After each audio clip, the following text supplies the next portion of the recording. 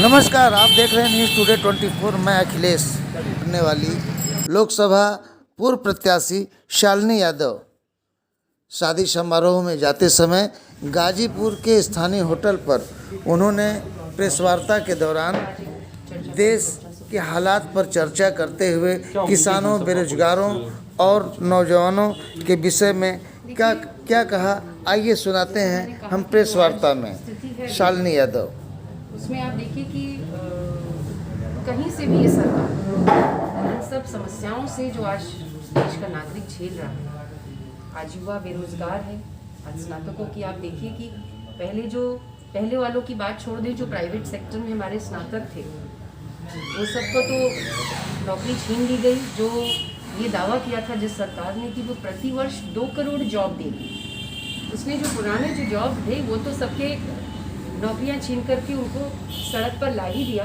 हाल ही में जो स्नातक हुए हैं, आप देखिए जो अभी इधर 2-3 वर्ष में जो हुए होंगे, वो भी आज आंदोलित होकर सड़क पे हैं। आपने देखा होगा किस तरीके से उन्होंने प्रधानमंत्री का जन्मदिन बेरोजगार दिवस के रूप में मनाया। आज जो महंगाई है, थाली से आज आम आदमी की थाली से आप सोचिए आलू और प्याज जैसी चीज़ भी छीन ली गई है। तो ये सरकार कहीं ना कहीं जो भी इसकी कार्यशैली है वो उसे जनता के हित से उसे कोई मतलब नहीं। वो सिर्फ पंप इन शो में जैसे बिलीव करते हैं और सिर्फ उसी के माध्यम से आपको इस तरीके की प्रलोभन और इस तरीके की बातों पे जो खर्चा किया जा रहा है। आज ये सरकार जिसको अपनी विकास बताती है सरकार, आज असल में देखिए तो जो देश की स्थिति है, आज इन सब चीज़ों की आवश्यकता नहीं है हमें। आज किसान आप देख रहे हैं किस तरीके से आंदोलित है, सड़क पर है लाखों की संख्या में।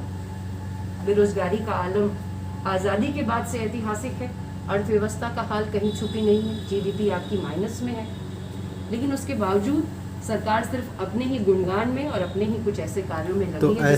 ऐसा क्यों हो रहा है कि लगातार चुनाव हो रहे हैं और भारतीय जनता पार्टी को ही विजय प्राप्त हो रही है, बाकी पार्टियां भारतीय जनता पार्टी के सामने विलुप्त हो गई हैं? इसके पीछे क्या कारण है? इतनी सारी समस्याएं हैं तो देखिए, वही तो मैंने कहा कि जो आवश्यकता है जो आज के समय की युवाओं को, किसानों को, उसको ना करके मुद्दों को भटकाने में लगी है ये सरकार। आपने अभी बिहार का चुनाव देखा, वहाँ वो तो एक आरजेडी और तेजस्वी जी थे जिन्होंने एक पहली बार चुनाव को मुद्दों पर ला करके रोजगार पे केंद्रित किया और मजबूर होकर के सरकार को चुनाव जीतने के लिए कहना पड़ा कि हम 19 लाख रोजगार देंगे।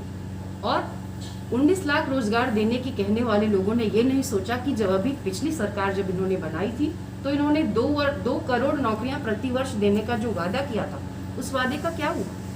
तो झूठ परोसना, झूठ को की मार्केटिंग करना, यही सरकार का काम है, जिसके तहत मुद्दों को भटकाने का कार्य करते हैं। कभी राष्ट्रवाद के नाम पर, कभी आपकी देशभक्ति और आपकी धार्मिक भावनाओं को भड़काकर। आपने किसानों की बात की, लेकिन केंद्र सरकार तो बोल रही है कि किसानों के लिए उन्होंने जो बिल लाया है उसमें कहीं से भी उनको घाटा नहीं है या कहीं से भी ऐसी कोई व्यवस्था नहीं है कि उस पर जो कॉरपोरेट है वो हावी हो जाएगा। इस सरकार ने तो नोटबंदी को भी बहुत देश के लिए हित का कदम बताया था, जीएसटी को भी ऐतिहासिक बताया था, लेकिन आज 3 और 4 साल के बाद आप देख रहे हैं कि आज उसकी वजह से आज हमारे देश की क्या स्थिति हुई है।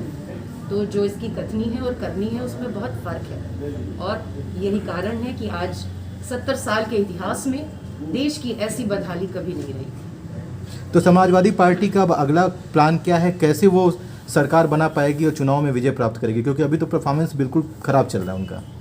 देखिए, उपचुनाव से ही अगर हम उपचुनाव हमेशा से होते रहे हैं और हम सभी जानते हैं कि सत्ता पक्ष उस पर हावी रहता है और उसके पास संसाधन होते हैं, उसके पास मुद्दे होते हैं, जिसमें उससे मुझे नहीं लगता कि उससे किसी बड़े उसका आंकलन करना चाहिए।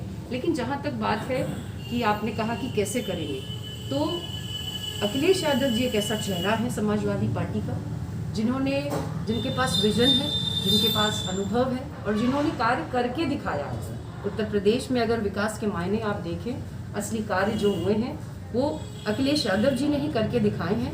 और ये सरकार अभी तक 3 वर्ष हो चुके हैं, 3 वर्ष से ज़्यादा हो चुका है, लेकिन अभी तक उन्हीं के किए गए कार्यों का फीता ये सरकार अभी तक काट रही है।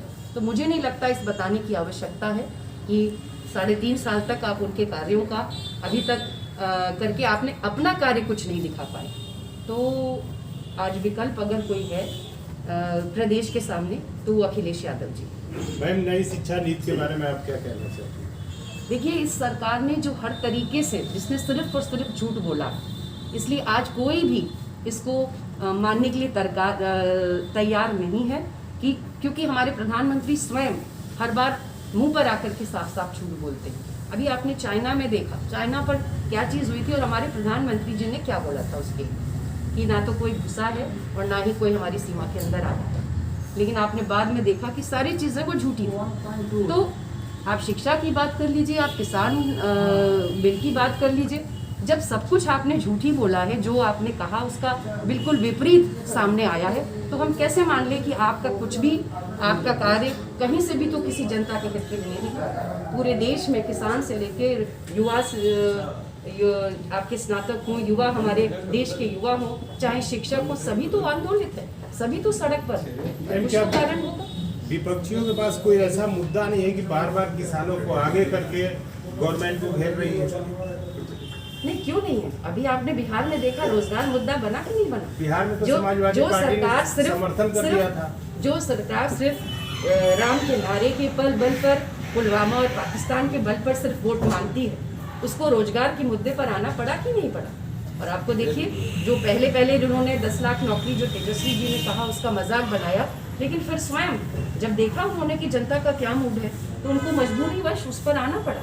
तो मुद्दे तो बिल्कुल हैं, लेकिन मैंने आपसे यही बात कही कि सरकार ने मुद्दों को भटकाने में और मार्केटिंग करने में बहुत आगे है ये सरकार, जिसके चलते ये देश की बदहाली दुर्भाग्यपूर्ण है, जो इस तरीके का देश का हाल हुआ। और अब मुझे लगता है कि आज का जो युवा है उसको अब निर्णय लेने का उसका वक्त है, और सामने चुनाव भी है। मुझे लगता है अपने वोट के माध्यम से आपको निर्णय लेना होगा कि किस तरीके से फिर से आपकी बातों को कोई उठाने वाला हो, आपकी समस्याओं पे बात करने वाला हो, ना कि सिर्फ धार्मिक और उन्मादी और मुद्दों को।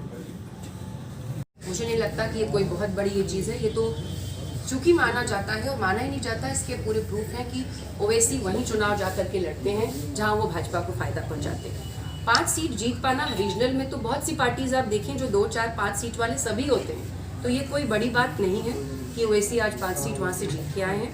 वो एक रीजनल पार्टी कोई भी होगी तो वो 2-4 सीट तो हर जगह जीतती है।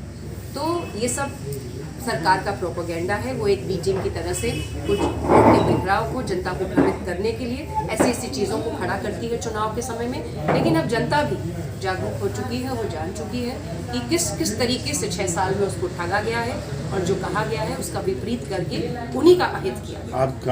गाजीपुर लाहौरी काशी में श्रीमती शालिनी यादव का प्रतिनिधि उद्योग व्यापार मंडल के नगर अध्यक्ष ब्रिज किशोर यादव और पप्पू यादव, जिलाध्यक्ष असलम खां और समाजवादी पार्टी के जिलाध्यक्ष रामधारी सिंह यादव सहित तमाम लोगों ने स्वागत और अभिनंदन किया, और उसके बाद वो निमंत्रण कार्यक्रम में चली गईं। न्यूज़ टुडे 24 बने रहें ऐसी ताज़ा तरीन खबरों के लिए। नमस्कार।